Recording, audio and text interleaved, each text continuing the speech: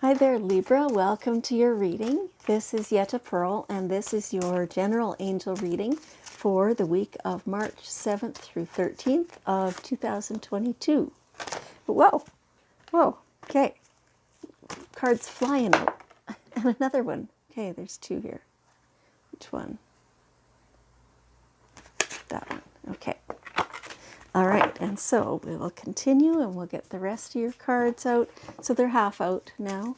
Oh, and still flying right out, two at a time, this one. Okay, so this is a really definite reading. Now, they all end up that way, but at the same time, sometimes they come out with more force. And so today that's what's happening. All right, let's see. This is all about you. All about you and your base. They're telling me to start with the actual last card that came out. Love from your parents. They were doing their best. They have always done their best. They are shaped by things that happened in their life, same as you have been. Same, like that they were shaped by things that their parents did and taught and didn't do and didn't teach. And you need to get to the point of acceptance of that. It's in your best interests to just be able to open to the knowledge that your parents were flawed human beings, same as the rest of us. Yes, they made mistakes. Sometimes they acknowledged those, and sometimes they didn't. But it doesn't matter if they did or not. When you can get to the point where you know that they did love you, they do love you, and they're doing their best, and you fully know that and you accept that, then you got it made, right? So feel it's just this absolute like warm fuzzy feeling that they're giving me. When you can get to that point, then you can still understand the effect that their lives and actions and stuff had upon you, but without bitterness toward them.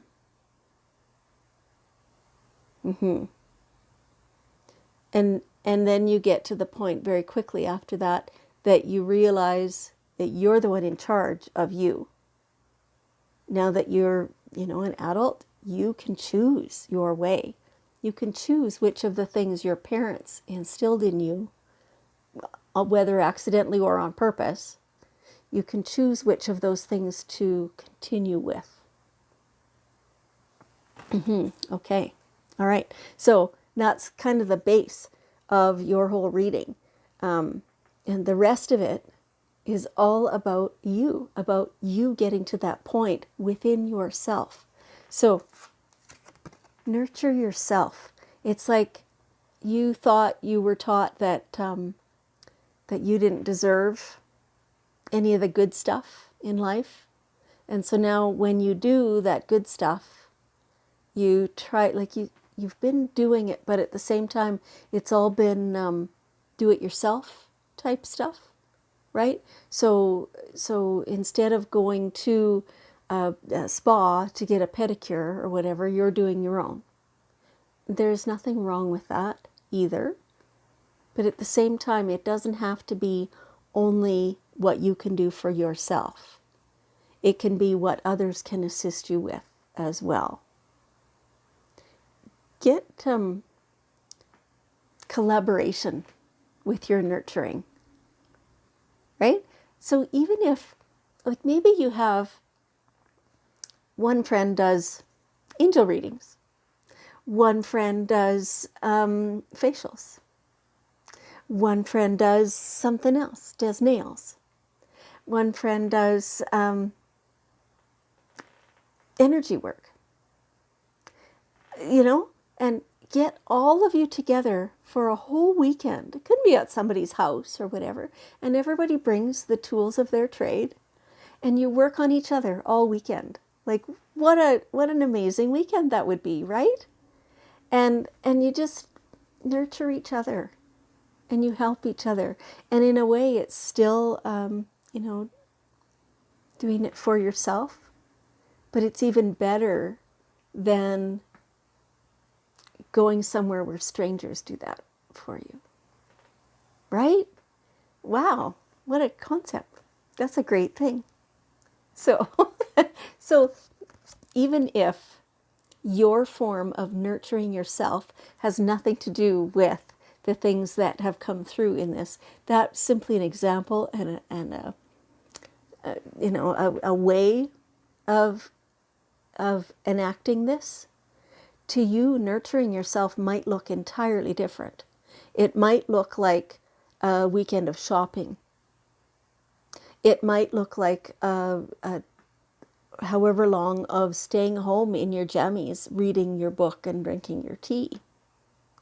It might look like lots of friends around. It might look like no friends around. Whatever this looks like to you, this is you believing in yourself, honoring what works for you. That's how you nurture yourself. If your friend says, "Oh, nurturing yourself is all about, you know, a massage and a pedi and whatever else," but you yourself are going, "No, not to me, not right now," then you don't have to go along with them to do that how they want you to do it. I mean, you could. It would still feel good. But if it's not what your idea of nurturing you is, then it will not nurture you. So you go with what you need. You might also go with what they need, because friends do that. But you'll just have a different goal in mind, a different outcome, right? But this nurturing of yourself is deep. And so, you know, depending on the reading, whenever this card comes up, sometimes I say nurturing yourself is not getting a massage. Today, it felt like those kinds of personal care things, yes, would feel very nice for you. So it's a physical care right now that could feel really good and would actually nurture you. Next month, maybe that won't be the case, right? So whatever it is that in this moment would be nurturing to you, you need to pursue that. So sometimes you can get other people on board. You know, like maybe you want somebody else to plan an event or a weekend or a something away for you, right? Be careful, because whoever you ask to plan that, they need to know what you're thinking. Like if you're thinking, no, not the spa type things, and that's what they plan, well, you know, so you got to make sure your communication is way up to par. These are, in fact, the Archangel Gabriel cards. And Archangel Gabriel is in charge of communication. So be very diligent. Cross all your T's, dot all your I's when you are, you know, communicating about this. Okay? All right. So, yes, nurturing yourself in whatever form that takes. It was very long-winded for way of saying all that. And so, as you're nurturing yourself, listen to your own true feelings. So it's kind of the same thing they've just been saying, right? Whatever is truth for you, for what will nurture you, is truth for you, for what will nurture you. Somebody else doesn't know that. You also sometimes don't really know that.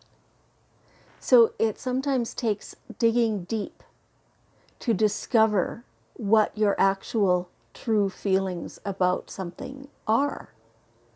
You know, some things you got so used to just thinking of it a certain way that it's a habit. And now you just automatically think that when whatever comes up, but it's not truly how you actually feel about it anymore. You've changed, you've evolved. You don't really feel that way about it. You're just doing that because you've always done that, because you did that the first time you encountered that. That's all. So it takes some skill and some diligence to get to the bottom of how you actually feel about certain things. So pay attention to your body. See, anytime you have kind of that lurch or that tightening in your solar plexus when something's happening, that's kind of a clue to say that there's something that you're not in agreement with about that situation. And then you can go back over that and see, like, what is it about that? Maybe it's when somebody calls you a certain pet name. They've always called you that. And, maybe you didn't really like it the first time they did it, but you tolerated it. And so now it's kind of still there and you've gotten used to it. So it just still happens. But, and mostly you've convinced yourself that you don't care. But truly you don't like that. And so your true feelings are important. Acknowledge that that's not for you. Communicate that that's not for you. Create a new boundary around that. Can we change that to this? That feels really good to me if you call me that instead. And that is a feel good, because currently every time they call you by that pet name, you kind of go, ugh, on the inside of you. It's not a good feeling, is it? Drags your whole self down. But when they change it to something that you like, then you smile when they say that. And that brings your whole life up. Right? Yeah. So go with that. So they're jumping in and they're saying, okay, using that same example of the pet name, if the person is immature about that, and they're not saying that in a bad way, just a factual way, if they are immature about that and cannot take that, like they take that as a criticism instead of an upgrade, right? Then the way they say the new pet name is not going to feel good. And then you'll just have to say, don't use a pet name. Right? There's different ways, different stages. Okay. All right. So, but through all this, like as you're learning what your true feelings are, you're also learning how to trust yourself. The previous non-trust of yourself was developed because you didn't honor your own true feelings. So as you honor those, as you learn what they are and then create your boundaries around them and teach yourself how to treat yourself, then you can truly actually be yourself, because you'll know who you are. Before, you don't really know. If you don't know what your true feelings are, you don't know who you are. So how can you be that? Right? It's all an evolution. And you are stepping into that. It's, for some of you, it's really baby steps, but it's happening. And you're doing so well. Yeah, awesome. Your angels are very excited about you and who you're revealing as yourself. Yeah. Open your heart to love, because this is another step of being truly yourself. Open your heart to love. So your heart has been very shielded, very guarded. It feels like for a long, long, long time, maybe since childhood, maybe even before that, past lives. Now is the time that you can open your heart and you can feel safe and you can feel loved and you can let out all that love that you have. Right? Think about the people in your life. You know who the people are that you love wholeheartedly and that you don't hold back when you're loving them. Imagine being able to do that in every moment of your whole life. Imagine never guarding your heart. You can do it. You can do it. Yeah, it feels vulnerable at first, but it's your true self. And you can do it, and it will totally enhance your life. Yes. So here now is our last card. Ask for what you want. So this is, we're going back to this, the example of the pet name, right? Ask for what you want. If you don't ask for what you want, and this is from the people around you, this is from yourself, this is from your angels, all your guides, every time, like if you went to a coffee shop and you didn't ask for what you want, would they make you anything? No. Or they'd make you something that totally different, maybe, from what you were thinking of. So you have to ask for what you want in order to expect to receive it. So again, like, this is all about self. This is about stepping into who you are, what you want, what you believe, what you feel, like all that stuff. This is all about you. This whole reading is all about you and how you are handling your life, how you're creating your life, how you're feeling about your life. You have to ask for what you want so that you can receive it. I'm excited for you. Okay, so here we have the daily guidance cards and one last bit of wisdom. The wedding. A wedding. Is somebody actually getting married in your life? This, in some cases, is literal. In some cases, this is a coming together of ideas, perhaps of people. Could still be a romantic relationship, but could be a business partnership or some other thing like that. A melding of ideas, of people, of lives. Embrace the wedding. It's a beautiful thing. Okay. Thank you so much, Libra, for joining me. I appreciate you, and I love you, and I will see you next week.